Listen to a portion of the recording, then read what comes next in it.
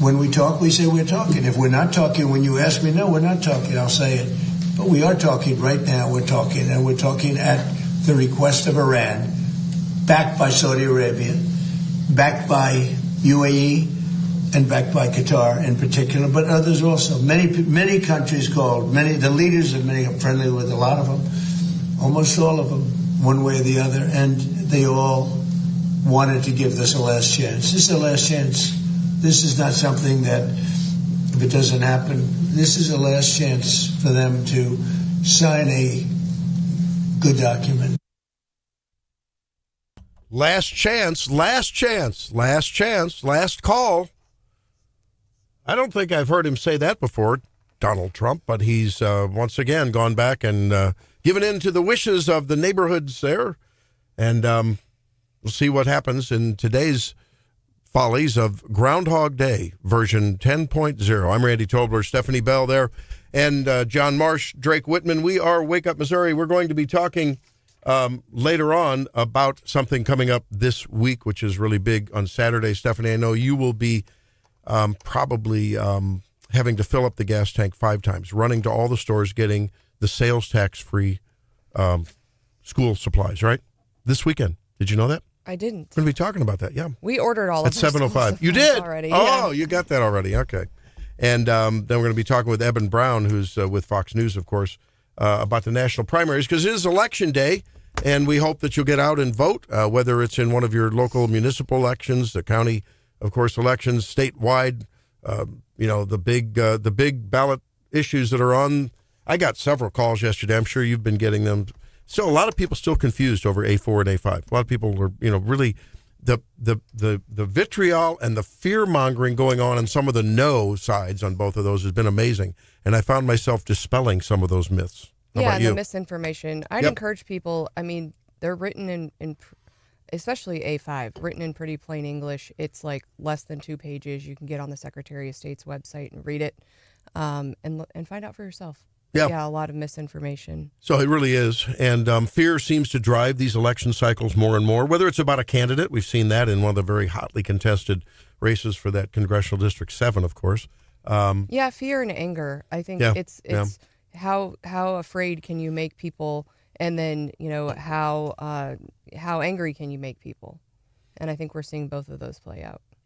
Yeah, it's a lot of sky is falling and, cataclysmic, apocalyptic talk. If you vote this way, oh my gosh, it's going to the sales tax is going to go up to 20% and people will be destitute out in the streets. And, maybe they don't think about the fact that business will come in as it has in the other 9 states that don't have income tax. 3 of them prominent, Texas, Tennessee, and Florida. And as the governor even agreed with us on, the campaign ads have been nasty in this cycle. And he said it best. I mean, I heard that interview yesterday. I was on the road, wasn't able to hear the entire show, but I did hear the Governor Keogh's interview, and he's right. I mean, it just seems like over the years, the cycle, it has gotten worse and worse, more fear-mongering, more misinformation, and if people would just step back, take a deep breath, and really look at, A, the precedent set around the country and just trying to emulate what's worked, and B, the facts of the case. Like you said, read the statute. Yeah, read the amendment. Beyond the growth, you also have to think about who pays the sales tax, right? So right now, who pays the Missouri income tax, right? If you work and live in Missouri, right? That's who pays the income tax. Who pays the sales tax? Everyone stopping at Buc-ee's, everyone traveling from another state into Silver Dollar City who's staying and eating and shopping and doing all that. I mean, everyone who goes to the Lake of the Ozarks from Illinois, from other states, if you're shopping in Missouri, you pay the Missouri sales tax, right? So people touring in Branson? Yeah. And so everyone who comes over for a Chiefs game or goes to a Cardinals game and is shopping, right? When you're buying things in the state, you're paying. And so that's one thing I think that has been lost on people is that you do have, it's supposed to be revenue neutral, right? So they do need to quote unquote replace the income tax, but you're also collecting that sales tax from all of those people who are taking part of our big tourism industry in Missouri. And I think it's lost on people that the majority of jobs in this state, like in the country, are created by small business, smaller business, not the big, huge, Googles and Apples. And yeah, they employ a lot of people, Amazons. But small business people pay personal income tax because it flows through on their LLC or their S corp or whatever. And the truth is that when they pay less on their income tax, that's more for capital investment, expanding their business, other people attracted to come into the state because of that. And when that happens, the demand for labor goes up, meaning if you're working for one of those folks, your stock price just went up because there's a supply and demand reality about that. Yeah. And you keep more of the more money you make. You keep more of the more money you make. Well, and it's a path for local tax reductions. I mean, we talk about seniors and people on fixed incomes. I mean, the worst thing you can do is be in a city that's dying or dwindling. You know, we talked about that when I sat on the board of aldermen at Ashland, like how, you know, we have these needs, you know, for government services. And how do we do that? We expand we talked about it at a very local level. How do we do that? We get a Taco Bell. We bring more businesses to Ashland. You know what else you do? You have to get more residents. And so if you have more people, then you don't necessarily have to raise your sales tax or your property tax because you have a bigger, you know, more people paying in, right? And so if you're sitting in a small community that's not growing their business and not growing their residential number, you're going to have to increase your tax rate if you want to bring in the same amount of revenue. If you're growing, guess what? You don't have to do that. I had the opportunity to sit down with who a lot of people know as Kane from the WWE, Mayor Glenn Jacobs in Tennessee, and he governs locally in Tennessee and was talking about how they were able to, you know, provide the services they need and keep their rates low because they had such an influx of people, and he attributed that to no income tax. Since 2021, according to the Wall Street Journal, 23 states have reduced their top marginal income tax rates. And in 2026, Carolina, South Carolina, Utah, Arkansas, Georgia, and West Virginia have cut taxes. And it's true that those states don't do that for just, no reason at all. They don't just wake up one morning and the legislature say, I think we'll cut taxes. It's because when you allow people to keep more of their own money, whether it's workers or whether it's employers, economies grow. And when economies grow, it becomes a virtuous cycle, just as you've described, right? More business, more investment, more activity, and then the need to do what many of the fearmongers say, which is, the pie's the same, and now we've got to make sure that when they buy a piece of the pie, they're paying a bigger price. No, if you grow the pie and everyone pays a slightly bigger price, while they save a lot more of their income tax money, then, you still pay the bills. Works out great. Yeah, and people, I think, are also confused that the legislature now has the ability to raise tax rates in certain ways. And so, we've heard from the auditor and a lot from the Democrats, we're not fully funding this, we're not doing this, we're not passing out $1 million for pet adoption, right? So if we do nothing and we keep siding with the Democrats, you think your taxes, you think you're going to have lower taxes? Ain't no way. So I just think one important thing I think to ask is, okay, so you agree that the economy is stagnant. You agree that our economy has changed in the last 40 years. You say this isn't the solution. What's your solution? And you're going to get crickets.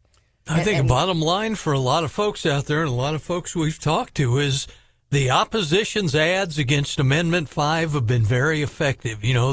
There's a lot of scare tactics built into those. Doesn't mean they're not effective and register with people.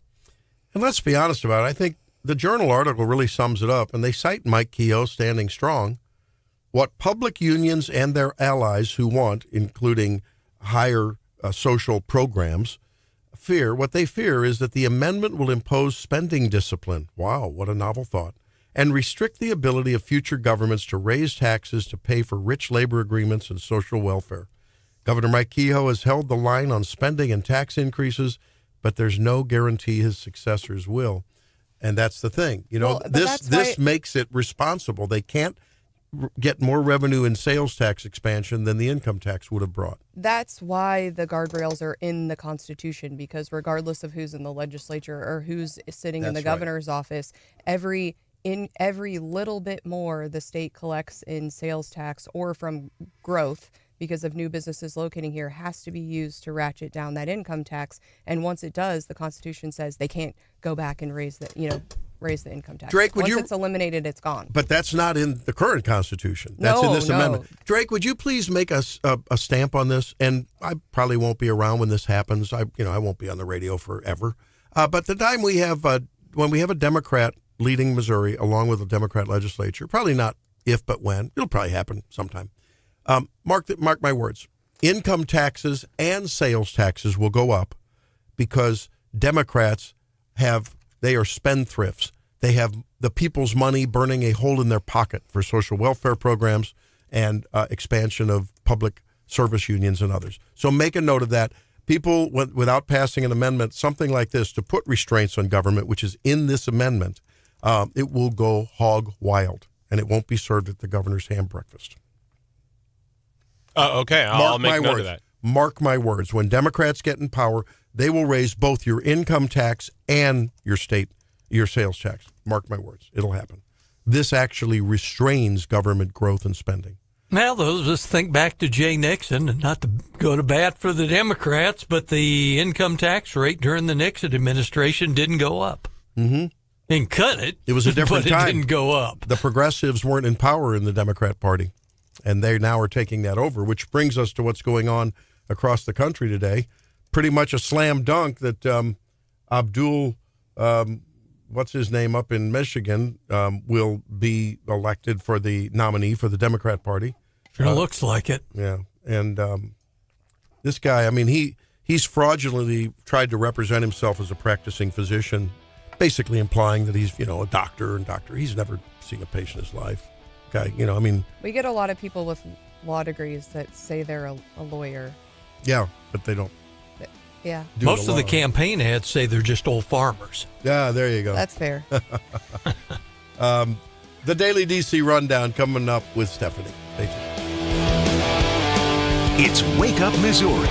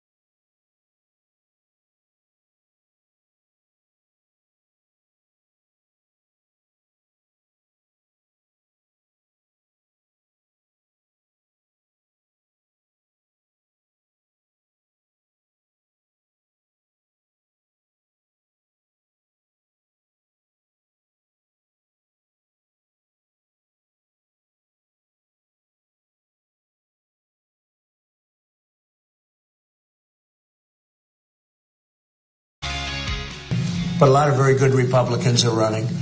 And you have a sick ideology taking place right now that, hopefully they'll be defeated because they'll destroy the country if they ever take over. Time for the Daily DC Rundown. It's all about Missouri. The polls are open, and we are already getting texters telling us they are seeing a lot of cars at those polling places, and they love to see it. I love Election Day, but it's not just Election Day in Missouri, of course.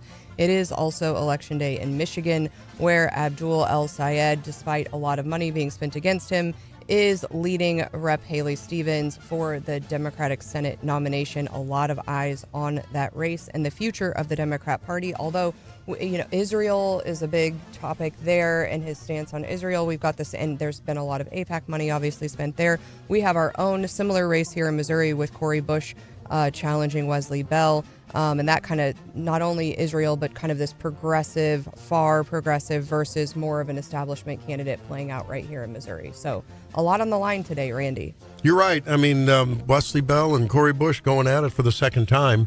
Cori Bush leaning even more and more and more into the DSA rhetoric. It's happening. And new polling numbers say it's a Reuters poll, and it found that voters prefer Democrats over Republicans on the economy.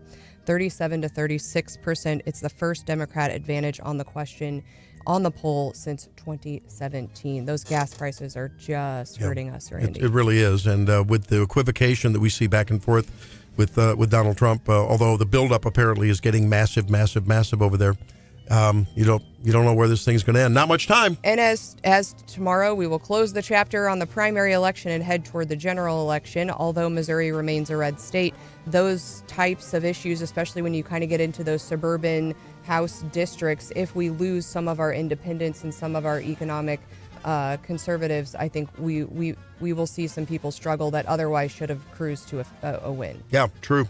So it matters here. We also have the Senate Judiciary queued up to vote this morning on Todd Blanche's nomination. The holdouts, John Cornyn and Tom Tillis, have agreed to support him now that he's formally killed the anti-weaponization fund. Blanche has limited but didn't completely erase this audit protection that was created through Trump's IRS settlement, but apparently has agreed enough that he is likely going to get out of the Judiciary Committee. That still has to go to the floor. So moving forward there, Trump is really unhappy with Jeanine Pirro for, I guess she dismissed a case. Did you see this? She dropped the felony charges over the damage to the reflecting pool, saying that the government didn't have enough evidence. Trump had some pretty harsh words for her. And I heard there was more to that story, too. Did you see that, where apparently one agency is fighting the other? I mean, she and her people were saying, well, they didn't let us know that there was some faulty coatings going on in the pool there. So maybe that's what really happened. We've also got the bipartisan House Ethics Committee coming down on two Republicans, Republican Chuck Edwards over persistent, unprofessional, and inappropriate conduct, which investigators are saying was lavish gifts, private invitations, and romantic messages. And then also Republican Max Miller, who is facing domestic abuse allegations from his former wife. The committee is recommending censuring both of them, and we continue to struggle with these claims. And it's two Republicans now, but we've seen it with Democrats over the last many months, and far more candidates than I would, and elected officials than I would prefer. I can't agree with you more.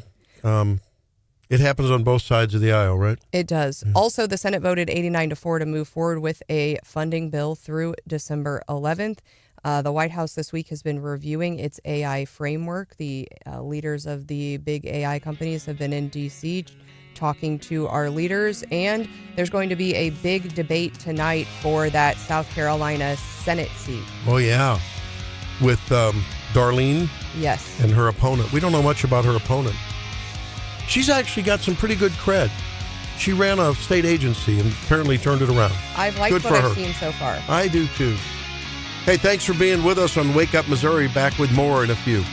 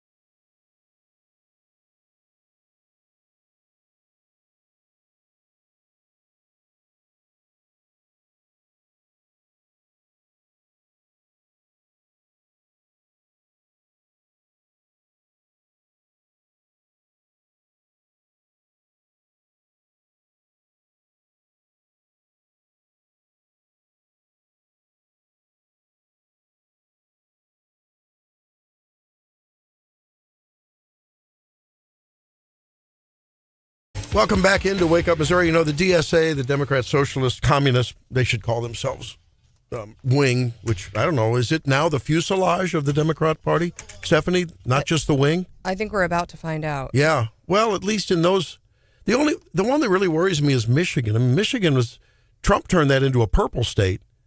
And you got this guy, Abdul al-Sayed, who's clearly a socialist communist, blend. And he's gonna beat Haley Stevens, who's been in office for 4 terms, I think. And I guess Congresswoman. There are also super progressive candidates in threatening incumbents in 3 separate Michigan House districts. Wow. So it's not only yeah. I mean, it's amazing. I understand in strong indigo blue territories, I understand that. But New York City with Mom Kami.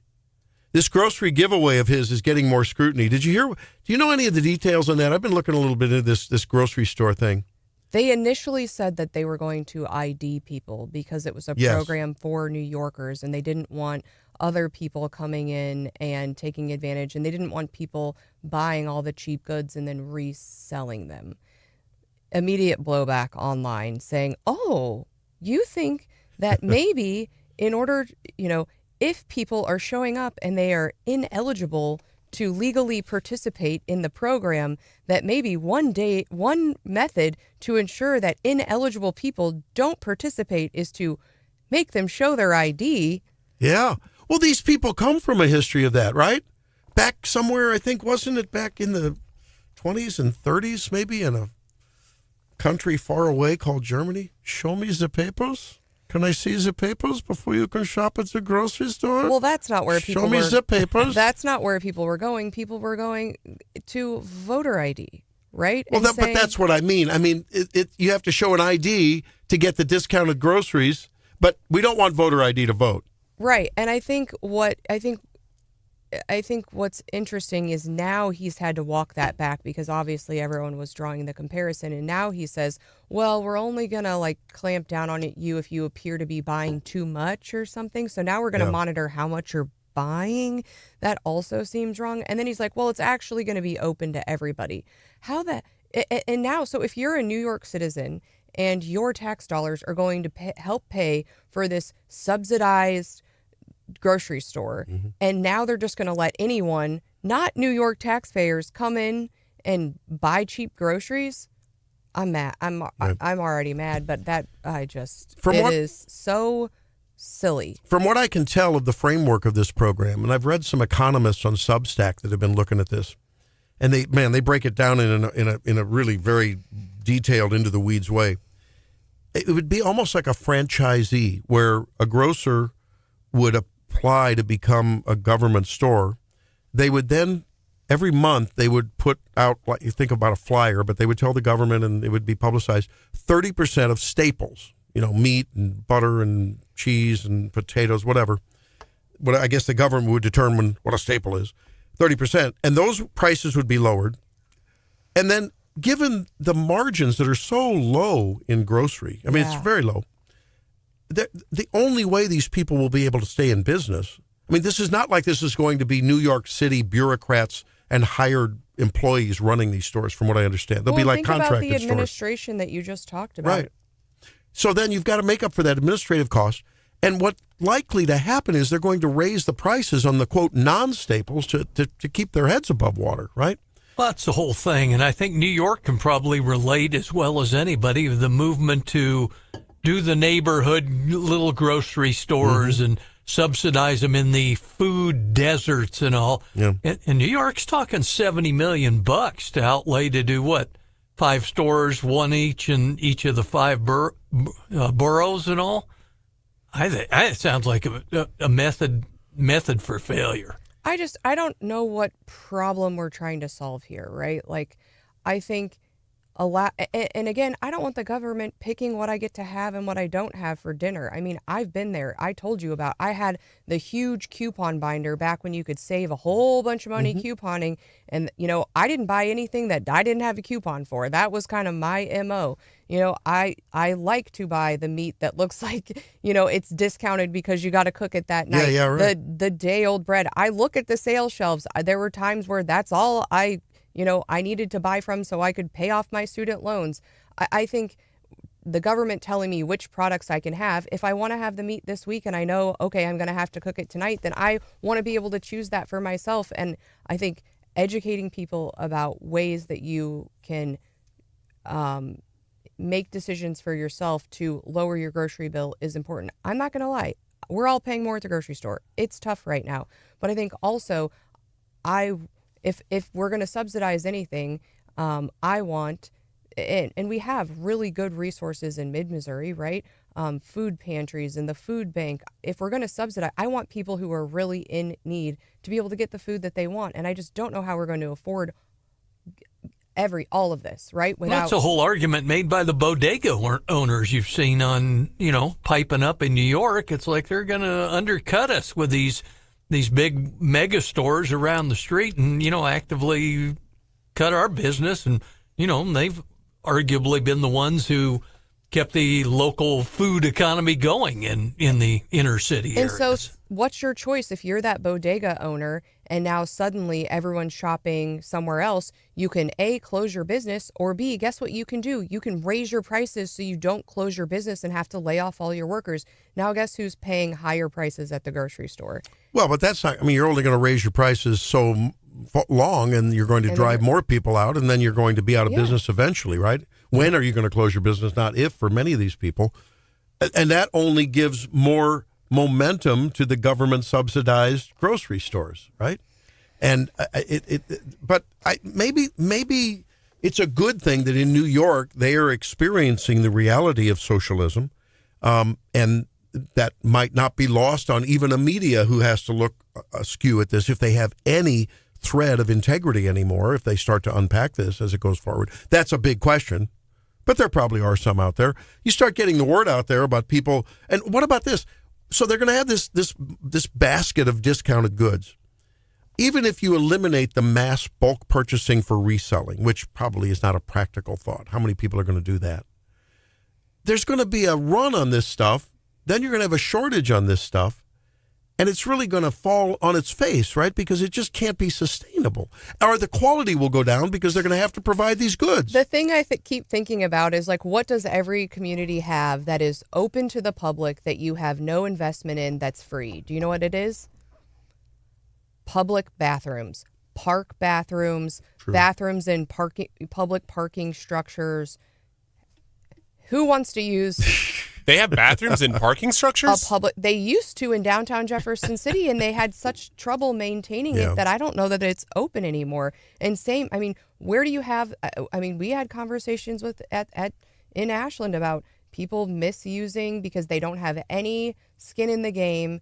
It's open to everybody, and people misuse it, and it's expensive to send someone over there to take care of it all the time, right? And so you have to, you have these conversations, especially at the local level, are maintaining these public facilities good? And ultimately, even though you can desire to want clean public bathrooms, it never works. It never works out. It just doesn't.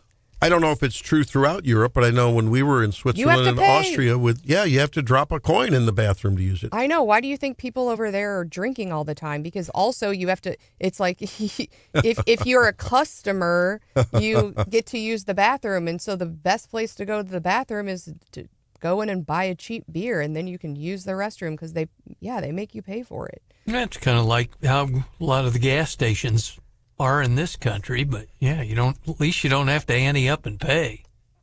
Yeah, no. Other than being a customer. I'm still in awe that there's some parking structures with bathrooms. Like, I took a leak outside my car for nothing, right? There you go. I think you're finding that because of what I just explained, I think you're finding that they are going away. Yeah. Get in a public, like an elevator in a parking structure. Well, There's other questions that really pile up on this whole government-run whatever enterprise, but especially when there's already subsidies in place for the consumer. So can you use your EBT card to buy discounted items, or would that be exempt from EBT, or I don't know. I don't know. Yeah, you wonder, there's the whole debate there. Are they better off just better managing their EBT and SNAP system, or building $70 million worth of targeted mega cut rate grocery stores? But remember, the more government workers you have, particularly if they're unionized, the more eternal is your political career. So if you need more workers for more programs, you got one on the EBT surveillance and management side, and then you got one on the you can't buy too much of this side, and you got one on show me the papers to make sure you're a member of the exclusive discounted grocery government-run club.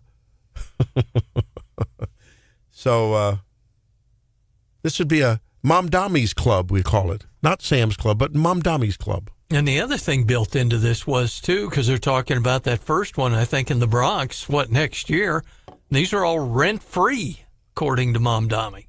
They won't have rents to pay. Oh, my goodness. So the taxpayers can basically pay for the grocery store and then go pay the grocery store for their groceries. And the Democrats talk about the Republicans picking winners and losers and their favorites and who's visiting the White House. And it's the tech bros. Politicians generally like to pick winners and losers. That's the state of America in the 21st century. It used to be a time where the market picked winners and losers and the government had hands off. Not the case. And that, I think, is a nonpartisan statement there. Well, we'll see where it all ends up at the end of the election today. We'll have results in Missouri, won't we, Stephanie? We will. And usually those are usually in before the clock strikes 12, unless it's a super, super close race. Yeah, I think we'll see some returns pretty quickly tonight with the election coverage on all of our stations and divvying it up, so to speak, in all of our local markets. But and they're talking some pretty good turnout. Yep. What are they talking? 30-ish%, Denny maybe Hoskins north of that? Was talking well into the 30s. Cole and Boone County clerks talking 40%. A4 and A5 have people fired up, no doubt about that. I think CD7 does as well, Congressional District 7. Hey, so you may not like working out, but there's some good news. Can I just talk you into one vigorous, knockdown, drag-out workout a week? Well, maybe we can justify that. Better than nothing. That when we come back on Make Missouri Healthy Again. It's Wake Up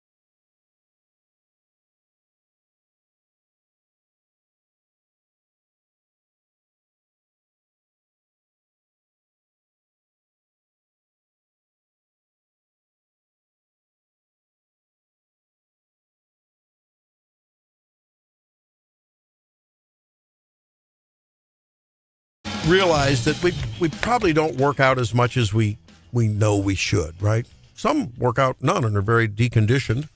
Others work out feverishly 5-6 days a week. Well, there's some new evidence that all other things being equal, and they aren't, by the way, but all other things being equal, if you want to lose some fat. Who doesn't? And if you want to everyone raise your hand out there. Yeah. Drake, you don't want to lose some fat, do you? You don't need to lose it. I think I'd die if I lost any fat at this point. The research does support that you can lose a fair amount of it and almost as much with one compressed, ultra vigorous HIIT, high intensity training workout a week. Now, researchers looked at one recent group where they had one group do 3 25-minute sessions a week of HIIT training. You know what that is, where you really, rev up your heart rate for 2, 3, 4 minutes and then take a minute or two off and then go at it again. It's good if you're on your bicycle this or morning we were doing swimming. 40 seconds on, 20 seconds off. Yeah, whatever. Yeah. Interval training. I know what it is. Interval training is great. It really conditions your heart, and there's no doubt that helps. Well, they had one group do that in 3 separate sessions spread over a week. The other group did that 75 minutes of high impact, high intensity interval training.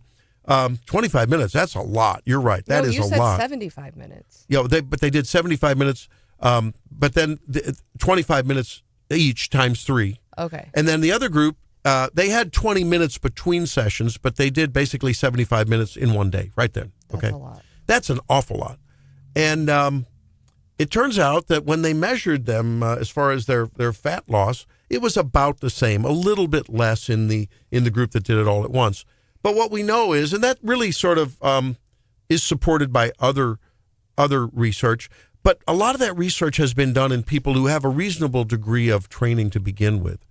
So I would caution you, if you're really deconditioned, and we go through our seasons of life where we have to take a break because we're working from, 5 to midnight every day and you just want to get a little sleep, and I get it.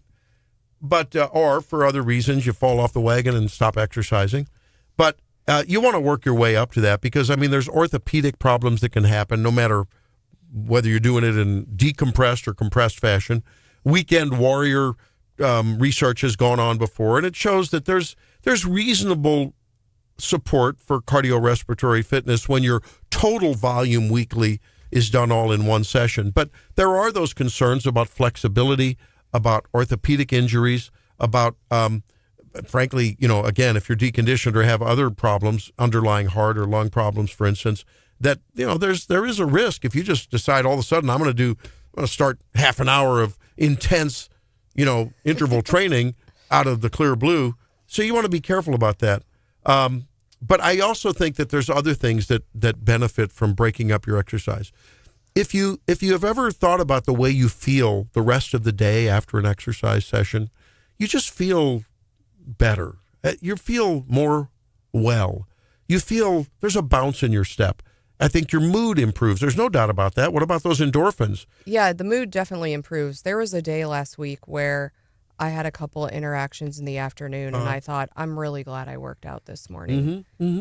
Because if I hadn't... Really? Yeah. Taking off the gloves? Yeah? Yeah. Yeah? Okay. No, it's really true. And I find when I do that, I'm more productive. If I skip a day or two and, aren't doing something, and I tend to like to work out doing chores around the house, lifting bags and doing stuff like that. But however you do that, try to get in a workout. If you can only do it on the weekends, do it on the weekends.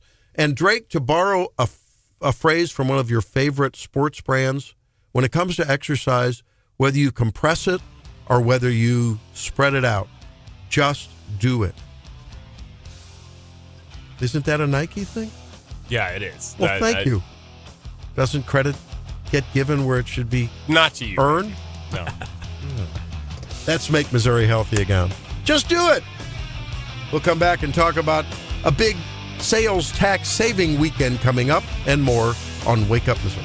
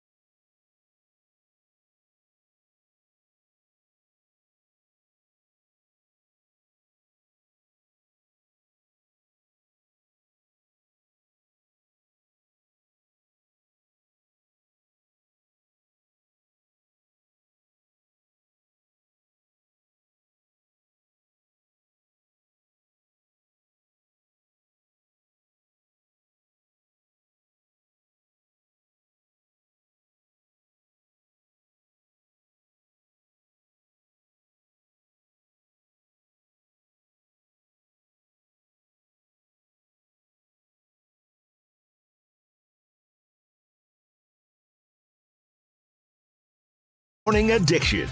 Wake Up Missouri with Stephanie Bell. It looks like an invasion of a country, hundreds of thousands of people. And that same thing's going to happen to us if the Republicans don't get elected. The Zimmer News Team. When it comes to the Save America Act, which is fundamental. And now introducing your host, Randy Tobler.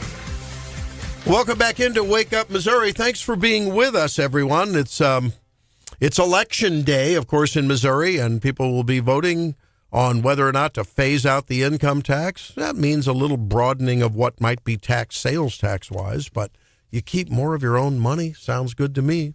And the government can only be limited to gain so many revenues to equal that lost income tax revenue. So a lot of guardrails in there, too. We like guardrails on taxing.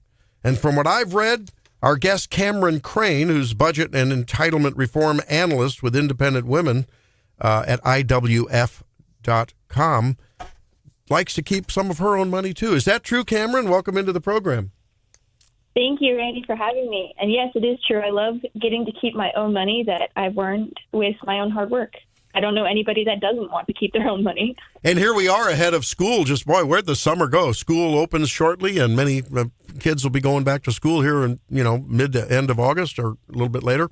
And the states, including Missouri, like to give folks that are buying school supplies and backpacks and papers, pencils, and erasers. I don't think they grind those Eberhard Faber number 2s anymore, but, the other stuff. A little sales tax break. Tell us about it. Yeah, that's right. Missouri has a sales tax holiday coming this weekend, August 7th to the 9th. That means families will have a break on sales taxes on clothing items, school supplies, even computers under $1,500. Wow. And they'll get to keep more of their money and have at least a little bit of a break. And it's really, back to school shopping is a necessity for families. Spending doesn't go down even in hard economic times. We see that record spending is going to hit even this year with all of the economic hardship that we're having. Families with kids in grades K through 12 will spend up to $43 billion, or an average of $863 per person. And that's a record high, even higher than in past years. So, and I saw it applies to college too, right? Even college does that back to school tax holiday apply to that too? Yes, okay. It does. It's a little bit more narrow since it's still clothing, school supplies, and computers. Uh-huh. That's mostly the sales tax exemption. But for college, total spending on college shopping is also expected to hit a record high, with college students spending up to $103 billion nationwide. Well, it's a big deal when we've seen gas prices go up, and of course the distribution costs flow into the retail price of things. So it's a big deal this year, maybe even more than most years.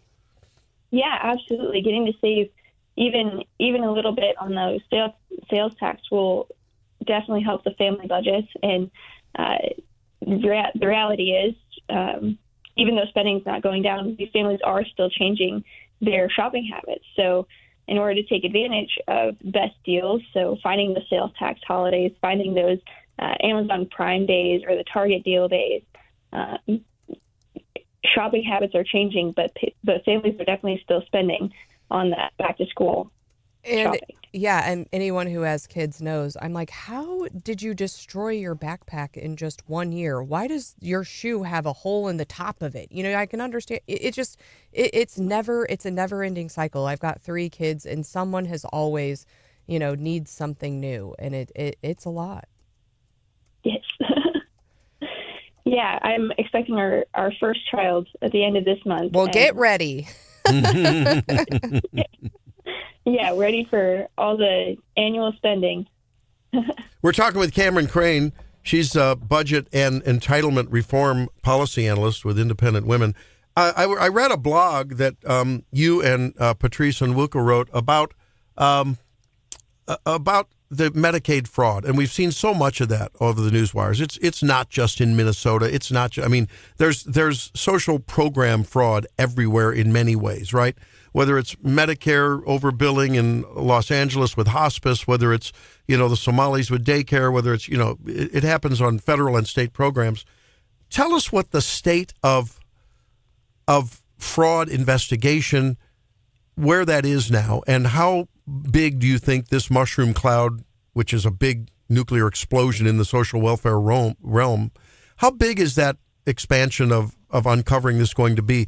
And what are the proposed solutions to getting around fraud in social programs like this?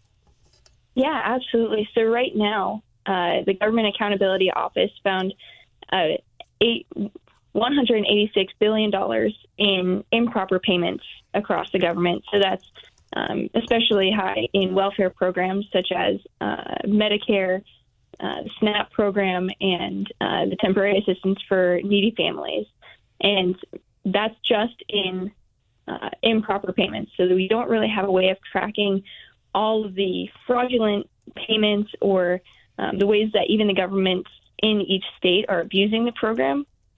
And it's just going to get bigger from there. But some ways that we can really combat that is focusing on work requirements. So there's work requirements in TAMF and SNAP, but most of the families that are still able-bodied in those programs are not working. They're kind of just coasting along, taking what they can from the government, and we've created this culture where it's more government reliance on these programs. And so really reforming those programs to focus on the work requirements and getting families off of the programs and making sure that it is only a temporary assistance for people who truly need it. Yeah. Well, I think people are looking at at how they're trying to make ends meet, to put food on the table, a roof over their heads and clothes on their kids' backs, right? And when they see tax money and, what is the total tax burden of most people? It's between 30 and 40% or up to 30 and 40%. In some places, 50, 60%. And boy, it just really stings. It's a knife in the gut when you're looking at the way this is just wasted. Right, exactly. And it's put kind of a bad taste in the mouth of the taxpayers because as people, we want to help those who are truly vulnerable, truly needy. But then we see all these stories such as Minnesota and California who are just pouring money into programs that are leaking all the funds to families who don't need it, who are wanting to take advantage of generosity. We're talking with Cameron Crane with Independent Women. That's independentwomen.com. I interrupted you there. Go on. Now, the other thing that we can do to kind of reform these programs is get rid of this categorical eligibility. So the way that works is if you qualify for a SNAP program, then you're automatically qualified for other welfare programs instead of each program verifying the eligibility of each beneficiary, each person in that program. And so then you get a lot of people who aren't eligible for them, but they still get this funding. They still get this money that they aren't really qualified to have. And so making sure that we're verifying eligibility, making sure that each program has its own standards, and we're enforcing those standards will definitely bring down the improper payments. We've seen the Democrats all along champion the whole idea of the social welfare network, and now with the Democrat socialists in the mix, what's that do to the whole deal? Oh, yeah, just wanting to give away money. But I know there's been a lot of talk about the Democratic Socialists, but I haven't kept up on much of it.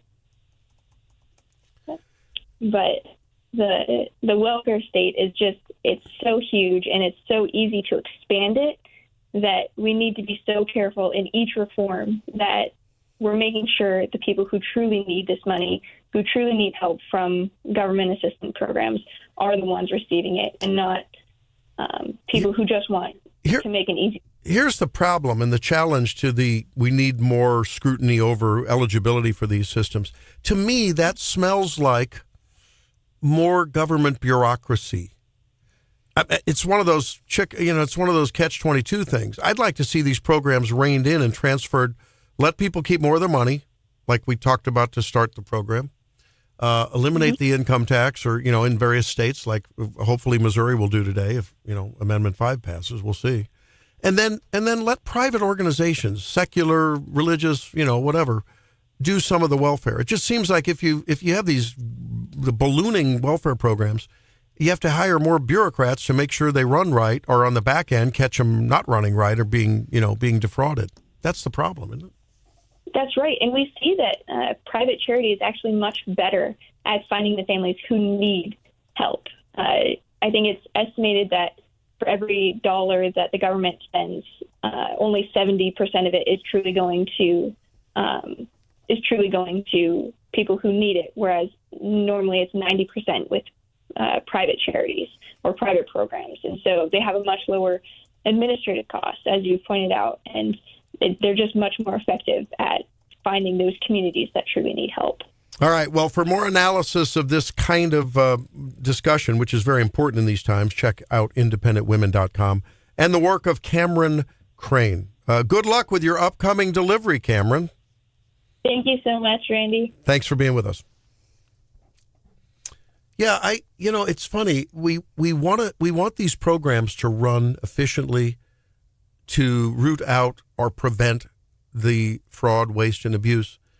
But man alive, as you think through what that really, really means, it means, well, we got to have more people sitting at desks in, municipal, state, and federal offices. The compliance costs with then basically fulfilling the you're guilty till proven innocent if you're a provider of a service, if you're a grocer doing EBT, if you're a doctor doing or a hospital providing healthcare services. I know a lot about that.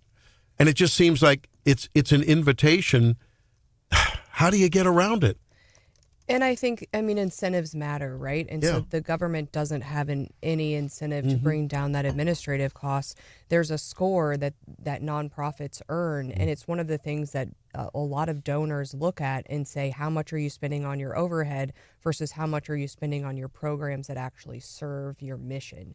And most good nonprofits carefully watch that, and donors do as well. They don't want their charitable money going to pay for the CEO. They want it going toward the program's mission. And so those private entities are really incentivized to make sure that they are good stewards of those dollars. And as she said, they're better stewards of those dollars. And the donors tend to have a much closer eye and a closer relationship with those organizations too, right? And how do you manage a fraud? We had Senator Eric Schmidt talk to us about that after the Minnesota thing came down, and he thought it was widespread in Missouri as well. Yeah. And it's just a matter of time till it gets rooted out, All right. Well, when we come back, we're going to delve into a case that really very, very troubling, and that is the recidivism and the crime on criminals who are left out, as well as Aaron Rodgers has a few things to say. Stay tuned. It's Wake Up Missouri.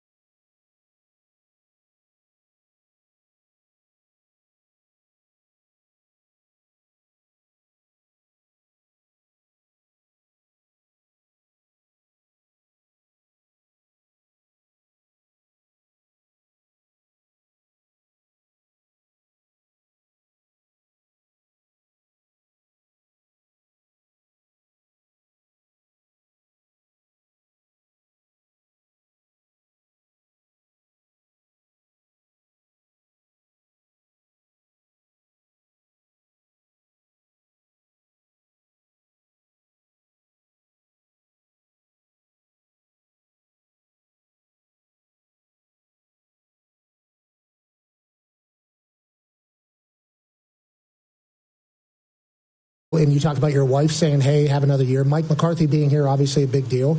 Can you tell us about the mindset of coming into your last season? Like, that's a real thing, it feels like, because is everything better? Is everything funner? Is everything more awesome? Like, how do you kind of view this year versus maybe the years of the past? I'm going to plead the fifth. Okay. Okay.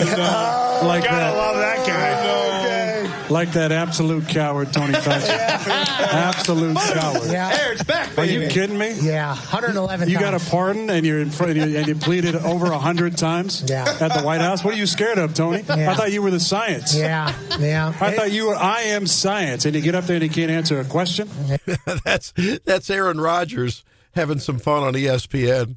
That scared me because I know Aaron Rodgers said some crazy stuff in one of those interviews. I listened to the whole 2 minutes Pat of it. It was only at the very end he said the S word, Bravo Sierra word. But, I mean, and he goes on. He really went off on ESPN, too, because he said, at the time, you were going off on people that weren't getting vaccinated, and you want to know my vaccination status and my wife. Blah, blah, blah, blah. He said, now, where are you now? You going after Fauci? He was cranking on him. But it was a fun interview. It was really, really good. I was talking about when they were talking about Diana Rossini. Yeah. Oh, There were some choice words. Yeah.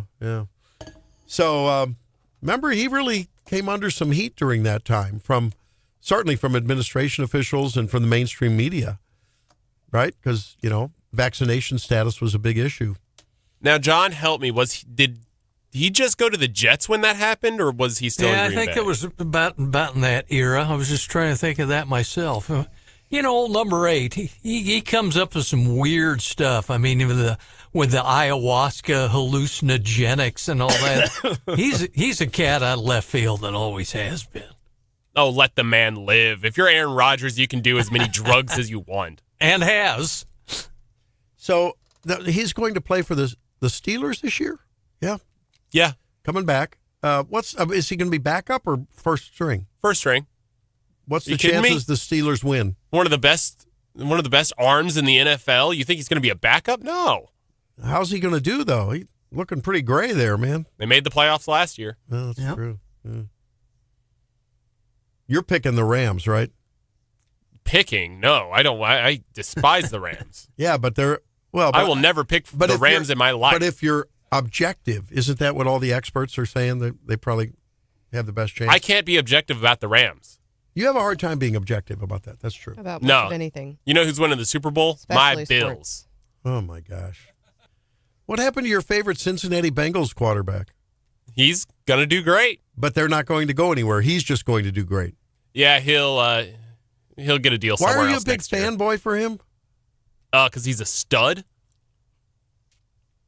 And John's yawning here. I can see John yawning as you said he's a stud. Sorry. Okay, well, I mean, he lives the life every guy wants to. I mean, whatever his house got burglarized in the police report, he had like models working for him as like maids and all that while he was away. Yeah. I mean, he just kind of lives the life.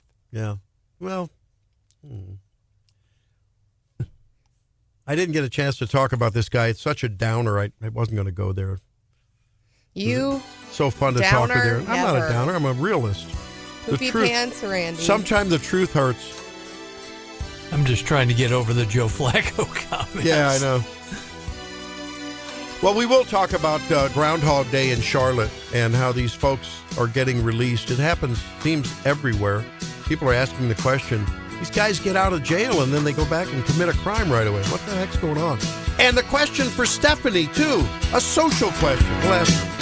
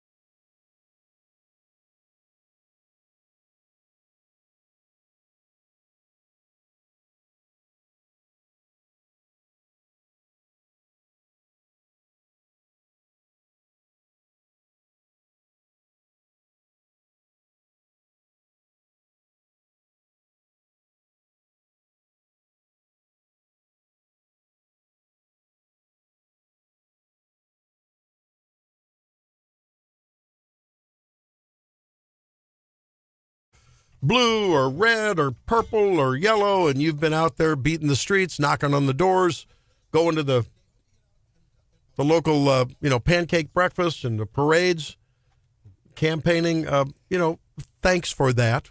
Thanks for putting yourself out there. It's tough these days to be a candidate. It gets so darn ugly. I can't imagine. I mean, people are regularly defamed when they're candidates, falsely. And it's a shame. Misrepresentation abounds on both personal candidate issues, Stephanie, and on the I'm getting a lot of requests from folks and friends saying, "Hey, I'm so confused about A4, A5. I see all this negative stuff. What does it really mean?" I'm doing my best to try to sort it out, Good luck. And look, tough. I make no bones about it. You could argue that A4 or A5 could have been constructed better or best. Well, the enemy of better is always best in most things, especially in this Constitutional Republic of America and in the various state governments and in Missouri. But to all of the candidates and all of the campaigns, congratulations for, races passionately fought, whether you win or lose. And for those folks who haven't voted yet, go and pull up a sample ballot and do another read over it, even if you've done it once already, because it'll refresh your mind on all the issues, because most of the ballots across mid-Missouri and Springfield and even the Cape Way are loaded up today. Yeah. And I understand there's a lot of uncertainty about, well, man, if the income tax goes away and they're going to raise the sales tax, and what does that mean for me? Just talk to your friends that live in Texas, Tennessee, or Florida. They find a way to make up their revenues some other way, and they have success stories that the population in migration tells the story. People don't move to a place when their tax burden and the tyranny is high. They move where their liberty and their overall out-of-pocket spending is reasonable to low. And it's pretty simple. And where the jobs are, right? Right. And more businesses, more activity. There's no doubt that businesses are moving to states with no income tax. And, if you've experienced that personally, it is tough. Yeah. It took me a while to get over the fact that my sister moved to Tennessee. Yeah. If you live far from your family because they moved somewhere for a job to a state with no income tax, it's personal to you. And I've got 3 kiddos, one who is starting high school this year. I know I have 4 years guaranteed. And after that, I want him to choose Missouri. I want the girls to choose Missouri. And I don't want them to say, but Mom, the jobs are all in Tennessee. Elon Musk moved his whole operation to Texas. My son used to work for a private company that the guy moved from Northern California right across the line to Idaho, just for that very reason. He was tired of the taxes, the regulation, everything else. And when it comes to A4, if you like blue policies being implemented over the heads of a GOP majority in the legislature, yeah, it's good. I guess vote against it because that's what's happened. We've had a lot of blue policies enshrined in the Constitution because of that ease of passage with big money and metropolitan and largely urban centers voting those things in. Paul's on the line. What are your thoughts about this election day, Paul? Hey, good morning. Thanks for having me on. Hey, I voted yesterday at the Boone County Government Center, and I just had some observations. Being a past election judge, I want to share, and also share some information I think might be helpful to some voters today. Like I said, I've been an election judge many times. That doesn't make me an expert. That has trained me to know what to look for when I do go and vote. And there was some things that I was disappointed by, being as the Boone County Government Center, and Breonna Lennon was right there checking people in at the poll pad. I would think if any election place would be totally up to snuff, that would have been it. But I'm going to point out some things that were not quite up to snuff. When you're an election judge, and God bless those people, they've probably been there since 4:30 this morning, so be nice to them if you're going in to vote today. But you're given a job list. You have to complete everything on that job list before you can open up that poll. And as far as setting up the polling place, privacy is paramount. That's probably the biggest thing that's emphasized in all these different things you have to do on this job list is privacy. of course, protecting the vote too. And one of your major tools that they give you as an election judge when you set up the polling place is a measuring tape. You have to do all these measurements to make sure people are spatially separated the right way. So there's basically 3 steps when you go to vote, right? You check in, ID verification with the poll pad, and they give you the ballot. Now, something interesting that, well, I guess they do it all the time, is they ask you, do you want a paper ballot or vote electronically, right? Have you been asked that? But I don't anyway, recall. I don't know.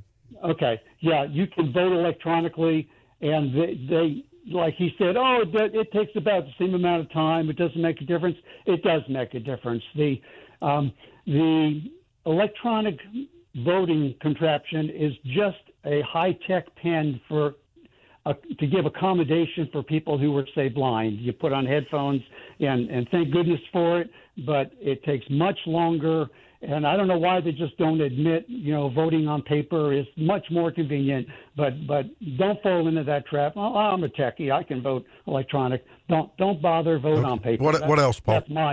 That's my recommendation. Yeah, and then you go to the booth and you make your choices, right? Now let me ask you guys: have any of you not voted yet? Yeah. Well, Paul, we got to move along. What are your complaints about what happened at the Boone County Election Center? Okay. We all know how to vote. You fill in the little circles, and then you go over to the thing, and it goes, and it vacuums up your thing. Okay. Okay. Well, the important thing is there's measures on both sides. They didn't tell me there's measures on both sides. People will fill out one side and they'll walk away. That's an Amendment 2. That's a good one. That's a really fair point. Yeah. Do you know there's an Amendment 2 on the ballot? Yes. We're all talking about 1, 3, and 4. Yeah. A lot of people haven't heard a thing about Amendment 2, and if you don't know Amendment 5 is on the back side, you might be in a hurry like I almost was and walk out without filling it out. Good point. Yes. So are you instructed as a judge to remind people that there's both sides? Yes. You're always when there's things on both sides. I was always coached that you tell the people, now make sure that there are choices to vote on both sides. Well, good. Flip it over. Well, and that wasn't happening yesterday? No, I was not told that. I had to figure that out myself. And I was in a bit of a hurry. I almost fell into that mistake. Yeah. But then, okay, we'll get on to the final step where you put it in the machine. Like I said, privacy is paramount. One of the steps on your job list is to put a privacy square around, I think it's called the D200, the ballot box. It counts your votes. No privacy square. Oh. And I went back and asked them about it. I said, why? And what was the privacy? answer?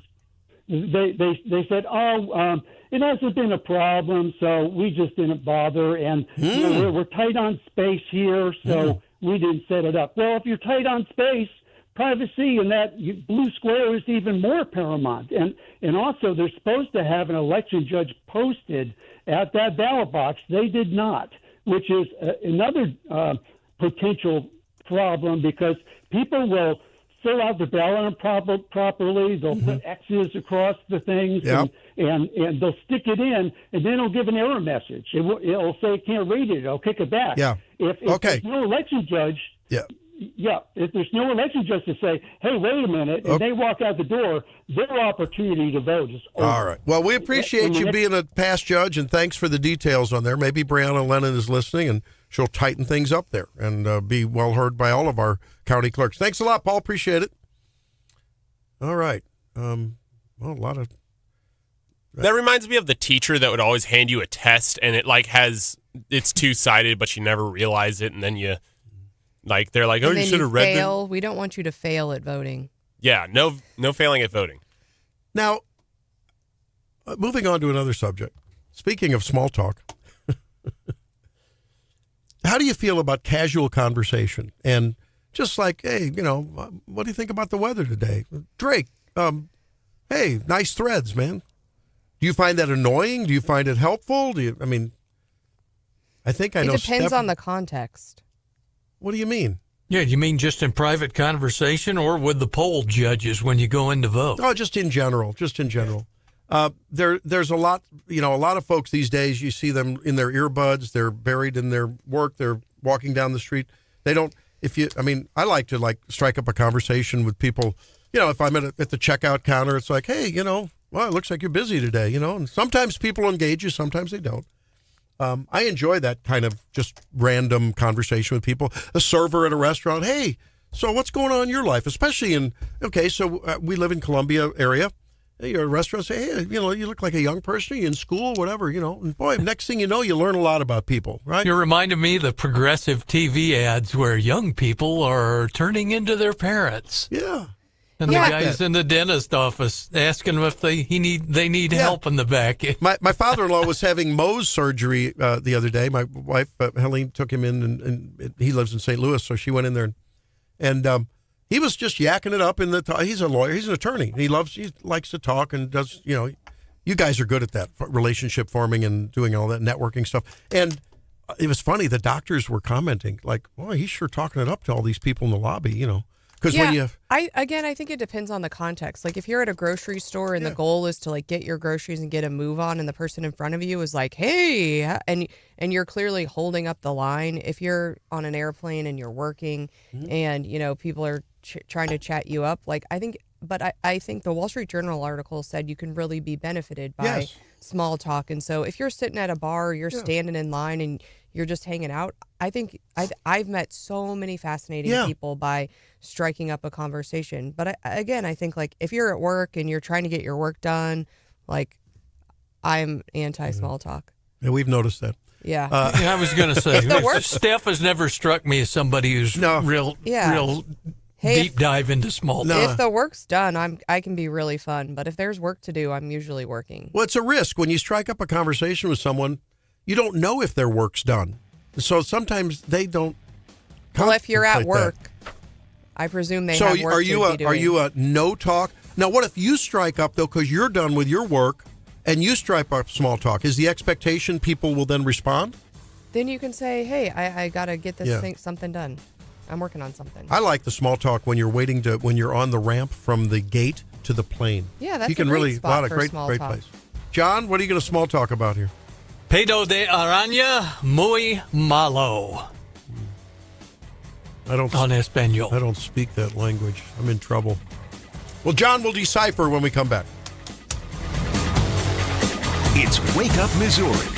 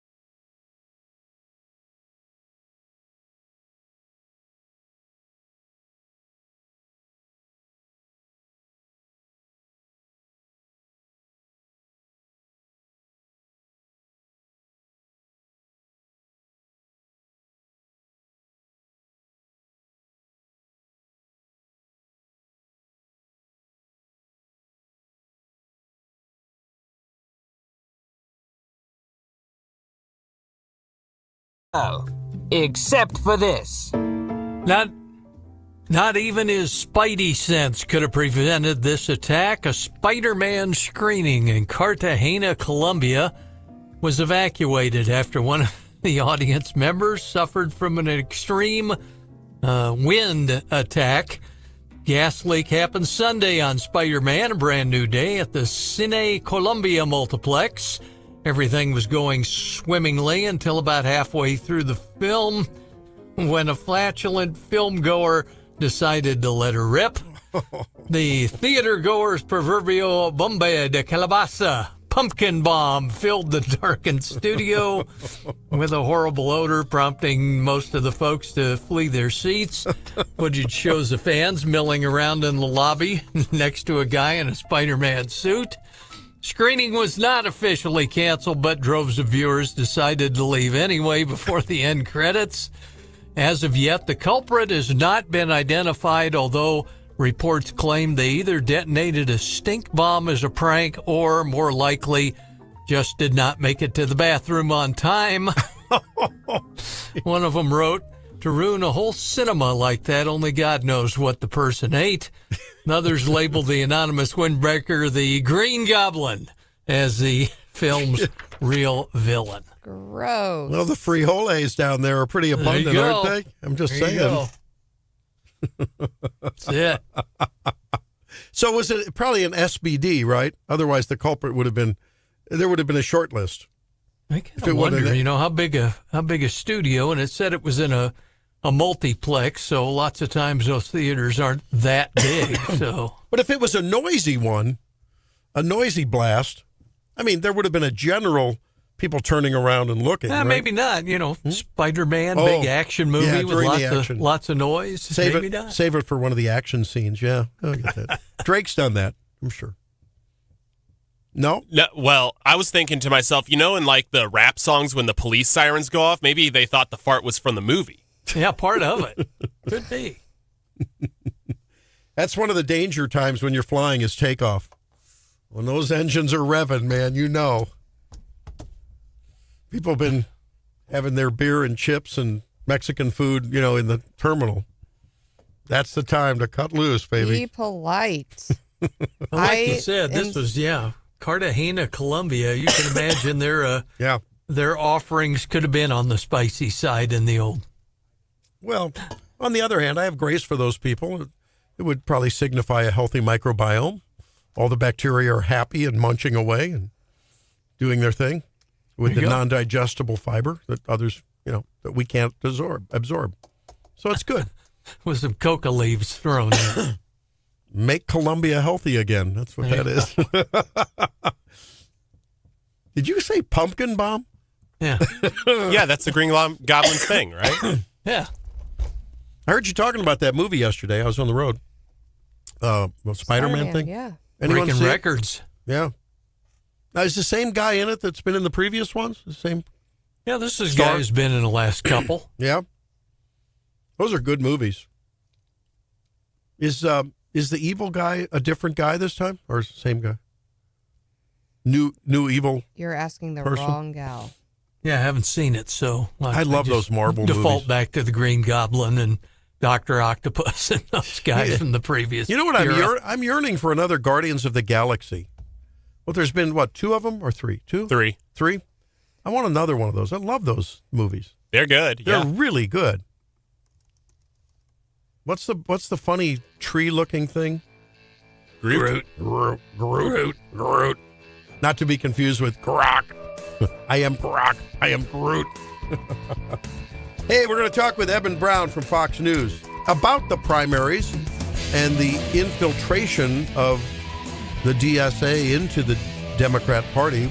Take a look around the nation. And maybe we'll talk about Cori Bush and Wesley Bell and STL over on the east side of the state. Stay tuned.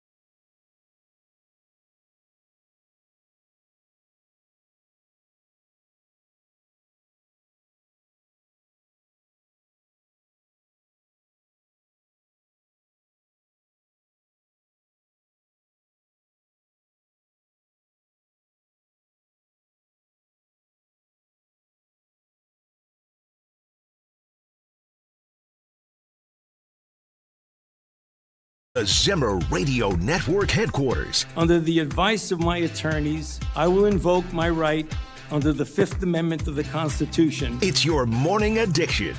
Wake Up Missouri with Stephanie Bell. It looks like an invasion of a country, hundreds of thousands of people. And that same thing's going to happen to us if the Republicans don't get elected. The Zimmer News Team. When it comes to the Save America Act, which is fundamental. And now introducing your host, Randy Tobler. And the reason I wanted to go all the way back to the 1830s is because you can't understand a Sharia ban without understanding the Trail of Tears. You can't understand the efforts to uproot Muslim Americans without understanding the Tulsa Massacre. You cannot understand the challenges we face today without understanding white supremacy. We have to set it in the context of our... Well, that's Abdul Al-Sayed, who is the face, one of many faces that people will be voting for and about the DSA infusion into the Democrat Party, talking about Sharia law and bans against it. Doesn't sound like he's happy about that. Eben Brown from Fox News Radio joins us now. And Eben, this is really a pivotal tipping point for the No, he's not with us yet? I thought he was with us. No? Oh, he's with us later? I got it wrong.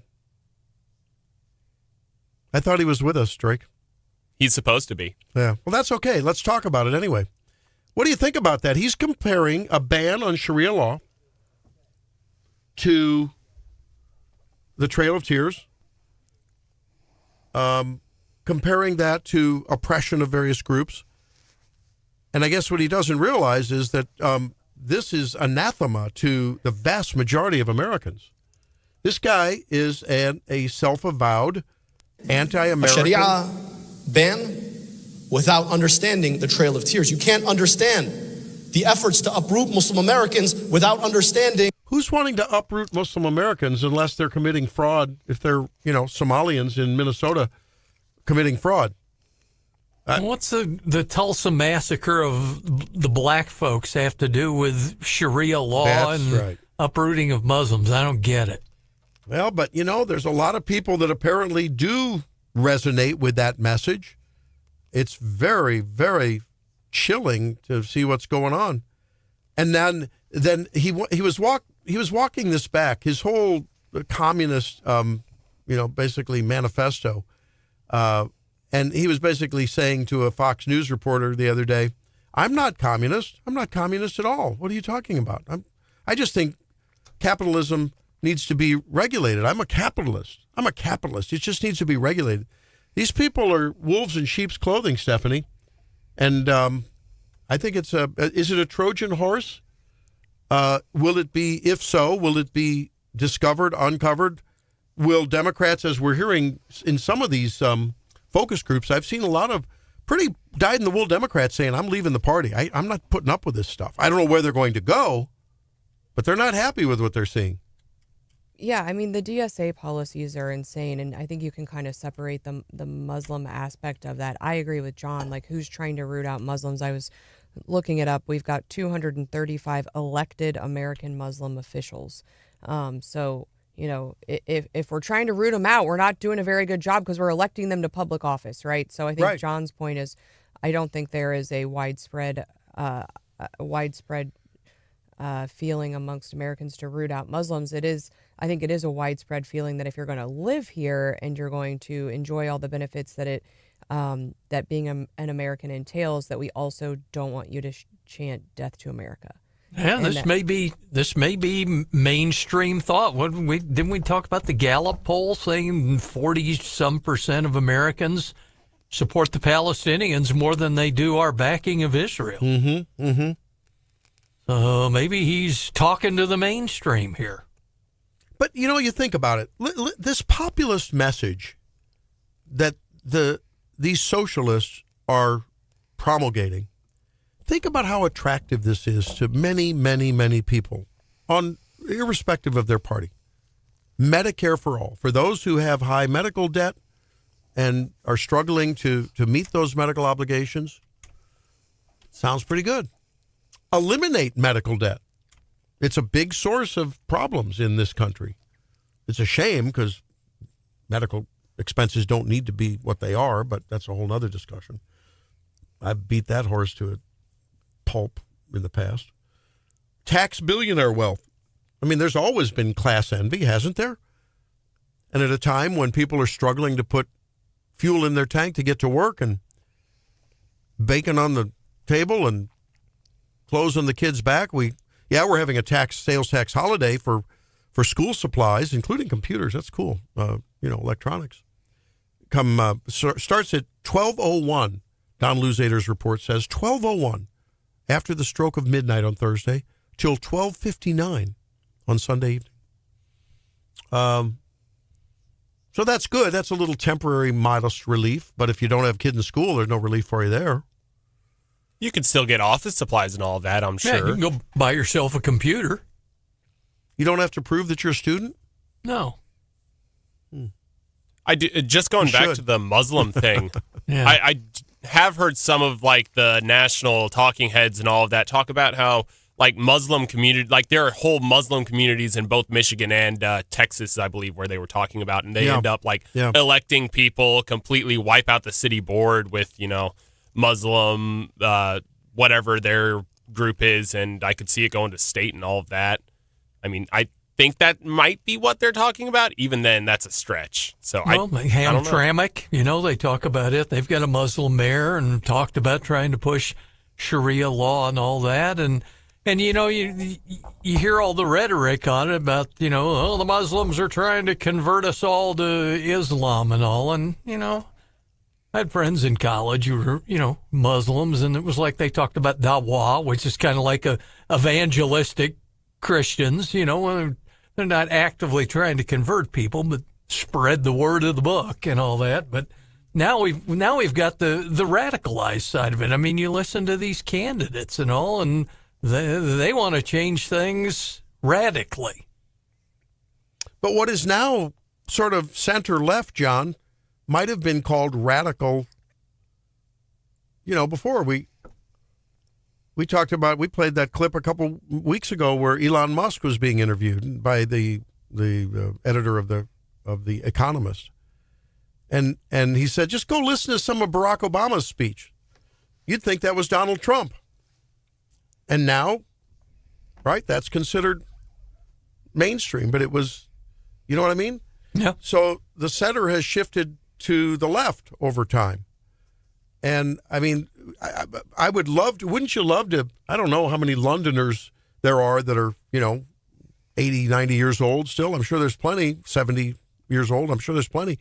Ask them if they 70, 50, 60 years ago thought that there would be areas in London, and I imagine in other cities in England, where you can't even, forget it. The police, the regular police are persona non grata. Sharia law is fully in place. So don't say it can't happen here. And you got to be, you can laugh at this and you can say, what do you mean pack the court? What do you mean all of a sudden they're in and suddenly, Puerto Rico and D.C. are states and then, that's perpetual. What is that? 4 more senators. Forget about it then. It's all over once that happens. That's their goal, these socialists.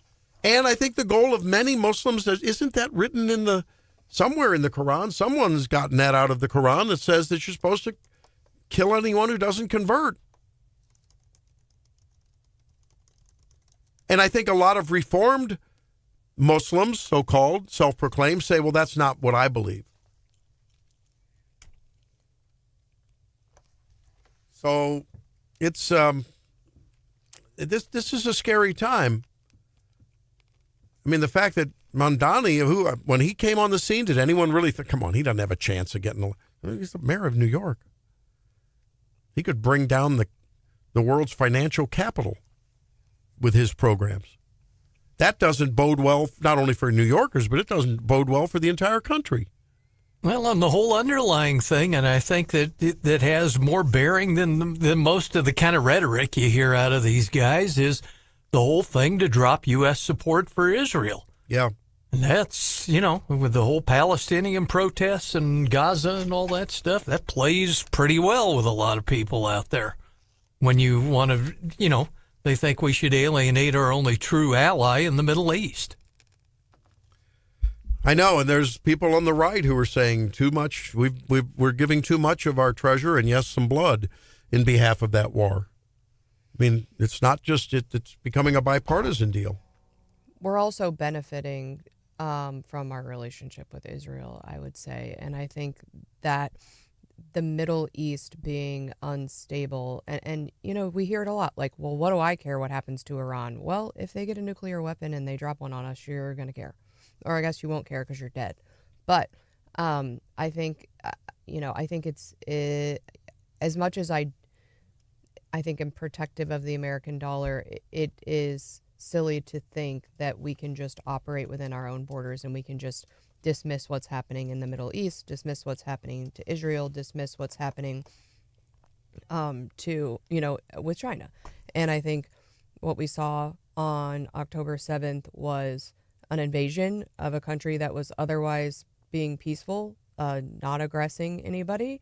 And if it can happen there with all these new technologies and everything else, I think we thought we were safe because we have all of these oceans. I think on 9/11 we found out that we weren't as safe as we thought we were. And we just heard Marco Rubio talk about blind spots. And so I think, no one wants to be involved in ongoing conflicts around the world. Nobody. Not Israel, not the U.S., nobody. But at the same time, I think turning a blind eye puts all of us at risk. Well, you're right. And the thing is that, think about it too. People will criticize Israel for being over-aggressive in Gaza, right? But if you're cornered in a little patch of land, landlocked, size of Delaware. Yeah. And you've had these decades and decades of attacks on your country and your people. You're going arguably thousands of years. Yeah. Can you imagine what we would... So imagine that a bunch of U.S. citizens were at a concert in Texas, okay? Close to the border. Concert, hanging out, living their best life. And all of a sudden, not only do they start shooting missiles at us, but they come over the border and they just shoot everyone in sight. Can you imagine what we would do? Well, and here's the other thing. It's lost on folks. What would you want our response to be? Right. And what do you think our response would be? And I think the people who criticize Netanyahu for being overly aggressive, and there have been criticisms with some interesting analysis on prior attacks on U.S. Assets that were allegedly framed or at least allowed by, sort of false flag operations by Israel. How about the Marine barracks in Beirut? Israel's made friends with Egypt. They've made friends. They want to make friends with Saudi Arabia. I mean, they have, and in the past, they have given land for peace, and it hasn't happened. All right, we'll step aside and come back with the Morning Bell, the market report. Let's see what's looking like on Election Day 26. It's Wake Up Missouri.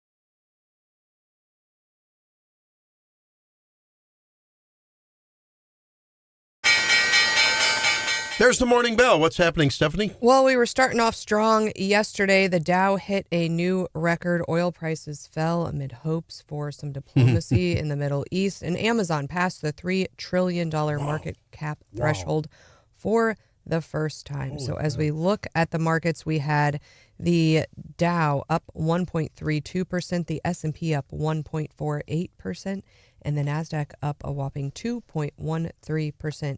When we look at the sectors, a lot of that growth was in industrials and consumer discretionary, while the biggest losers yesterday the biggest loser was energy.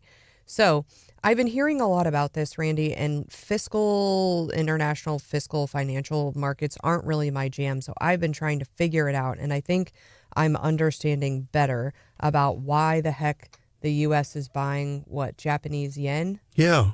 And bailout, huh? Well, not necessarily. No? I mean, so I'm understanding it better because we were attempting to protect our own interests. So we did something that we hadn't done in nearly 30 years, and that we joined Japan in buying the Japanese yen to prop up the country's struggling currency. The yen had fallen to its weakest level against the dollar since 1986, and there's been reports about how much we actually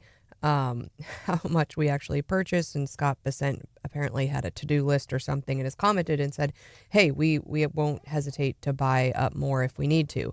But it is really important because Japan imports most of its oil and natural gas. So with the energy prices surging, Japan has to buy more expensive energy, and so a weak yen means imports are more expensive, inflation is worse.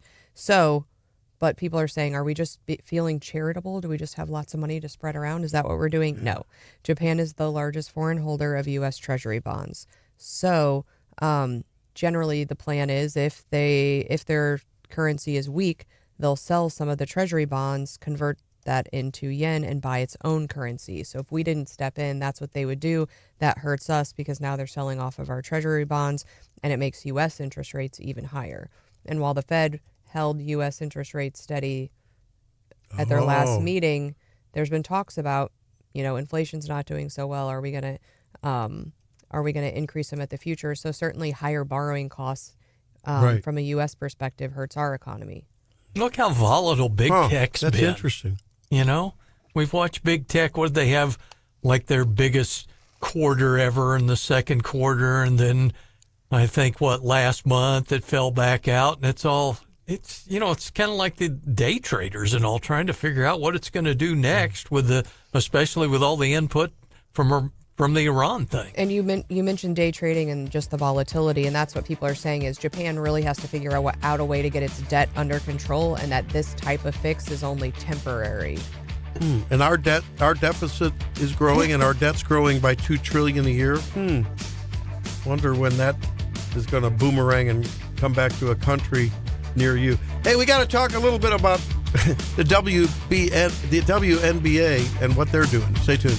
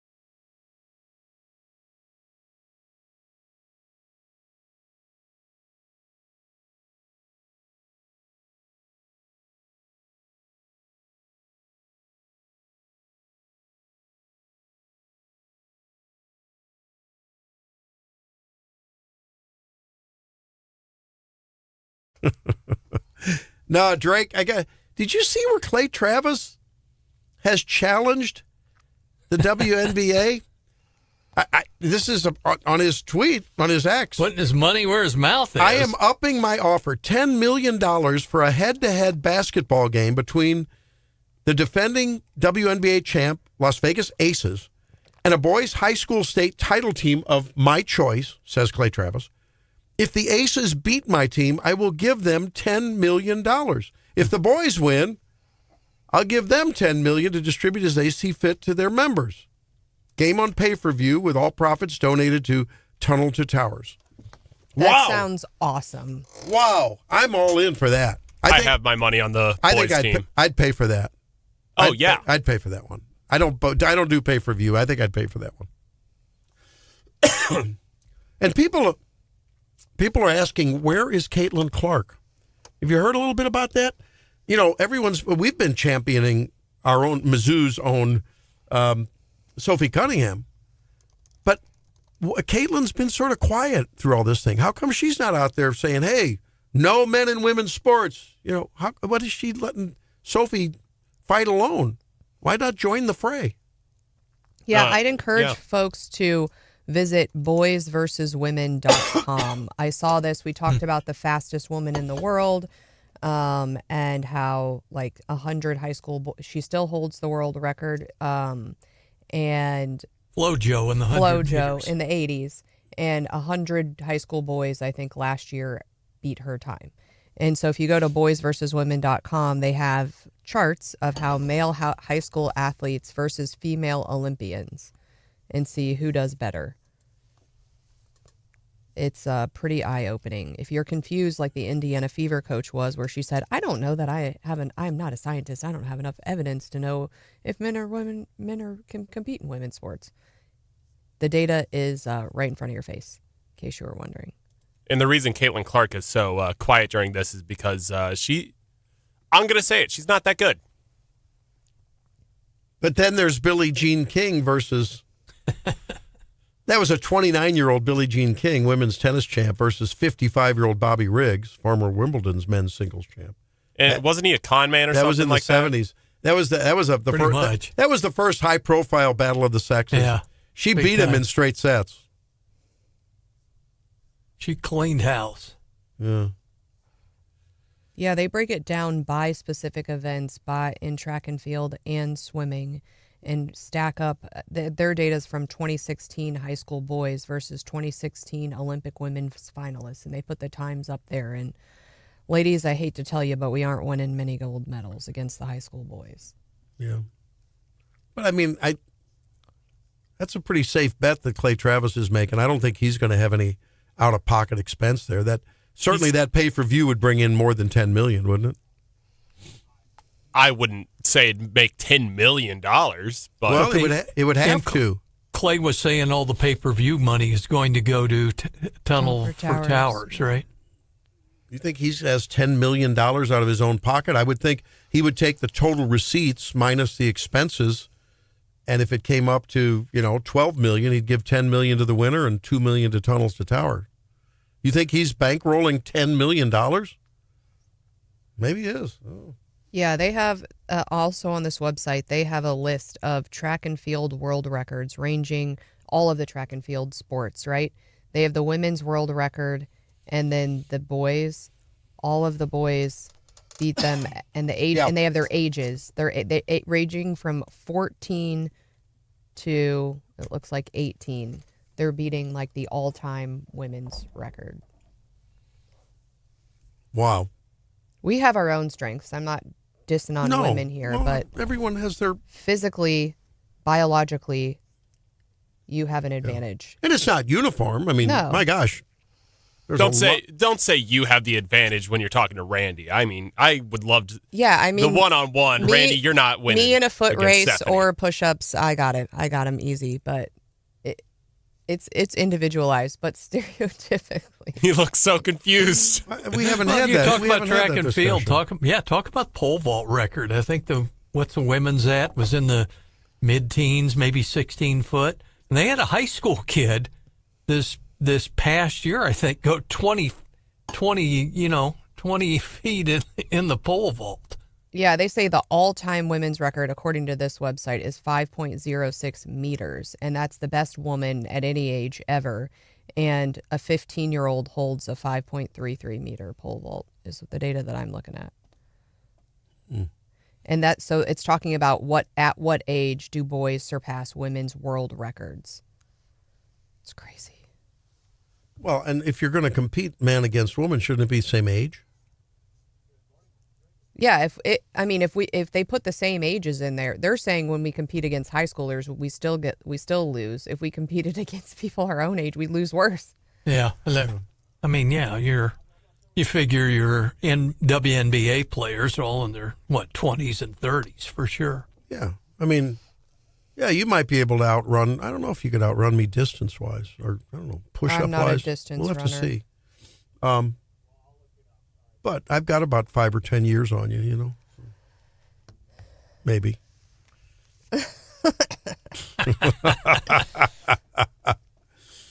Randy's stethoscope has 10 or 15 years. Yeah, there you go. I pulled out my old doctor's bag.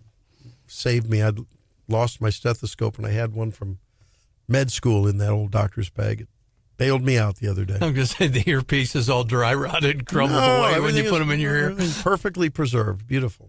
Beautiful. I used to sprint against my son to make sure he knew that I wasn't and I could beat him there for a while. I wouldn't try it today.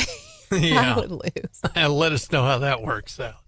I was always so sore the next day too. I'm like, we should not keep doing that. Now I like to engage my son in. I don't do that anymore. Rock tumbling. Chess. Oh, we played Titan chess games. Wonderful matches.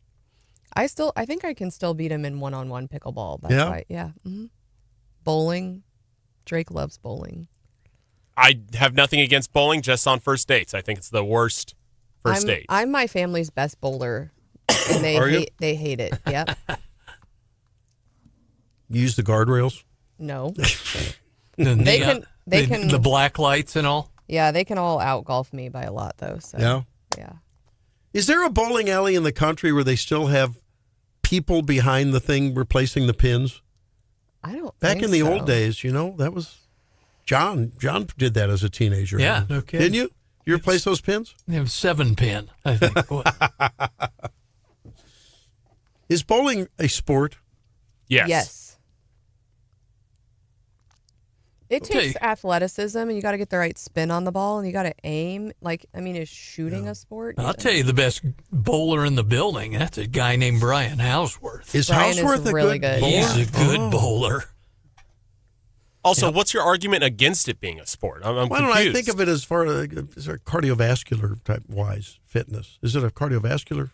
You're throwing a 14-pound ball, 10 times. And it takes and how many times you go back for beer? Flexibility, right? The people who are really good at it get down low and they swing their leg out and stuff. I always struggled with the bowling wearing other people's shoes. Well, get your own. The rental of the thing, I didn't like that. To bring my own talcum powder, they'll spray some of that stuff in there. I bet Helene could beat you at bowling. Oh, no, I don't know. I don't know about that. I like bowling. Bowling's good. You can like it all you want. I mean, my favorite was when we used to do the rollercade with the kids. And then I started, what is the one where you put one leg out and you're on one skate? What's that called? There's a move that's called. I tried to do that. I don't know any roller skating moves. I tried to do that because I was feeling pretty good. I was feeling my oats. Were you doing the limbo? Pretty good at that.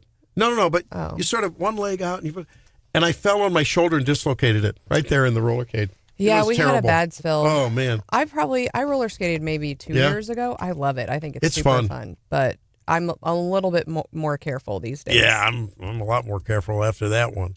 Showing off, man. I figured, these that kids is called shoot the duck. That's right. Shoot the duck. What? That's it. Shoot the duck. Yeah, that was it. Shoot the duck. And the kids were egging me on because I was getting to where I was sort of getting the rhythm, going. I like that. That was about the time that old roller derby movie, series got. And I thought, man, I'm gonna show these kids. And man, I fell on my. Come on, Dad, shoot the duck, shoot the. Oh yeah, you want to see something? I shot my shoulder, dislocated it right there in the roller But cage. every once in a while, you just got to show them how it's done, right? And that Yeah, you're well, not super old. That was not a good I moment. ice skated this last year. I haven't skied this summer yet. It's still on my list. I skied last summer, water skied. Oh, yeah. Yeah, and you just got to. Man, the first time you Tell 'em you're not actually that get up old. and stay up on the ski, it's such a mountaintop moment, I isn't it? love it. It feels like flying. Yeah, it's beautiful. I told you the first time I ever tried skiing as a kid and didn't make it, and I forgot to let go of the thing, and it's like a submarine. Dive, dive, dive. Oh, yeah, you got to let loose of the rope. In the panic moment, after There you you fall go. down. My dad had a friend. This guy could ski with his bare feet. Oh, he was yeah. amazing. Oh, wow. Carl Fry is his name. Carl owned a plumbing company in St. Louis. This guy was an amazing athlete. I mean, he would drop that ski, and on his feet, he's skiing. I couldn't believe it. Yeah, I could just envision like hitting a fish or something, yeah. or a turtle. Or a stob. log. yeah, I don't think I'd want to do that. Call that stob. We had a second cousin once removed. He didn't marry didn't run for office and try to marry him. Down in Kentucky Lake, he was a commercial fisherman. First time I ever heard the term, we were going down there fishing, and he said, "Yeah, you got to go out there by the stobs." What do you mean stob? It's a little old dead tree sticking up We there. call them stick-ups. Stobs. That's where all the good fishing was. Oh, well, the structure. The fish love the structure. Randy, I just can't get over the fact that, like, you're over here. Yeah, I used to show up my kids roller skating and shooting the duck and all that. I played my dad one-on-one basketball, in our backyard. That's the fun stuff. We do Seth that. needs racing and doing all this other stuff. Like, No, we play war and horse. That's as radical as my basketball No, the prowess last goes. time I played one-on-one with my son, he kneed me right in the side of the leg, and I had a Ooh. bad bruise. And I was like, I think you're getting too big for this game. So yes, Yeah. I'm in Camp Randy of horse and pig. Yep. I remember feeling my oats with my career military father who boxed Yeah. at a military college and caught one on the snoot Ouch. one time, about half speed. That'll teach you to play with the kids, play with the dad. Come back and wrap it up with leftovers in a few. It's Wake Up Missouri.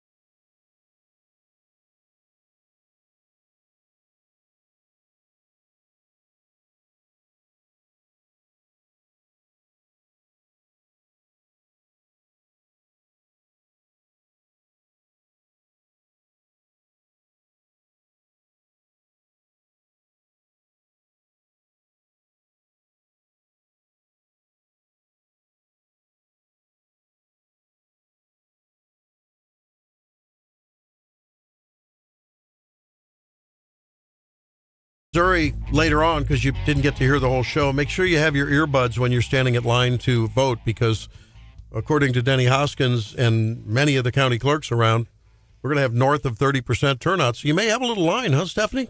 Yeah, we've already heard that people have been driving by polling locations, and they've been pretty full. Lots of cars outside. So polls are open now. So make sure you get out and vote if you haven't done it already. But we are also hearing that early voting totals are hitting record highs. The Boone County clerk said she received more than 7,500 ballots ahead of the primary election. So a lot of people taking advantage of that early voting opportunity. Drake, you have a leftover? Yes, I do. Your St. Louis Cardinals traded away 2 players. Who? And I think we won both of those trades. Tell us. So we traded Dustin May to the Brewers. He was our best pitcher, and we got a good bunch of young talent to come back in. And we also sadly traded Newt Barr. He was a St. Louis guy to his heart. He loved St. Louis. He is now a Diamondback, but we fleeced the Diamondbacks with that trade. We got like their number 5 overall prospect and some crazy other guys. Just it's the St. Louis Cardinals. They're under new management, and I think Scott Faughn would be proud. Have they considered? So is this now? Have they conceded this to be a rebuilding year then? Yeah, they have, but they haven't rebuilt as much. I mean, we've had a record rebuild. Like this has been super quick. Our best pitcher we trade away?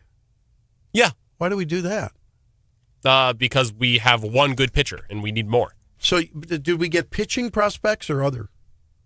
We got a little bit of everything. Oh, so okay. Well, we also had the draft a month ago. Yeah. So I mean, we got some good pitchers there. So when is this all going to really blossom into a championship-worthy team? 1 year, 3 years, 5 years? Closer to 3 years, probably. 3 years. Okay.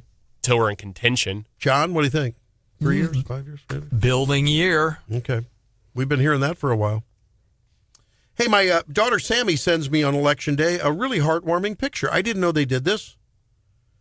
But she's voting, and next to her is her little how many years old? I don't know, 1 in 10 months or something years old. Little daughter filling out a little child's ballot, and it says, "What's your favorite season? Winter, spring, fall, summer." Isn't that cute? That's fun. That's good. That's really, I like that idea. I hope that more and more parents, with kids that are actually, of age where they can understand what they're doing, that would be good to get them, into being a citizen, voting, getting into citizenship. That would be cool. If it's not winter, they rigged the ballot. I just want you guys to know. It's election fraud. The election fraud is real for the kids. That is really cool. Also, some good news yesterday. I saw a tweet from the governor that was retweeting one of Trump's truth posts that Trump approved $24.5 million for the severe storms that we had been asking for. So that's a big deal. Yeah. We talked about where the Missouri congressional contingent had drafted a letter to him. I know Eric Schmidt has been lobbying that. And Senator Schmidt, I think, has President Trump's ear pretty well from what we ascertain. We don't know for sure, but it seems that way. Oh. I also have to wonder, did they name fall, autumn, or fall? And my follow-up question is, did they do it in season order or alphabetical? Because that's big, the order and all. Well, I'm looking here at the ballot. It says spring. It says kids' official ballot, Boone County, Missouri. Fill in the oval. What is the best season? Spring, summer, fall, or winter? And it has some bees and an ice cream cone there that they can, I guess, color. Well, the ice cream cone is gonna that's gonna bias overrule everything else. The what happened is that spring got in line first and got their name on the top of the ballot. That's right. Good one, John. You have anything? Got about we do. New mural will honor the Herman police officer who was killed during an arrest. Sergeant Mason Griffith died as he is. Officer Adam Sullentrup tried to arrest the guy who shot them. And a fundraiser underway for a big mural honoring both of them. That was at that Casey's, wasn't it? Casey's? Correct. Yeah. Casey's is instrumental and the other in officer helping is back to work. That's great to see. Hey, that's really cool. Well, we'll leave you with that, and hopefully you get out and vote. We'll talk about everything that happened as a result of your vote tomorrow on Wake Up Missouri. Bye.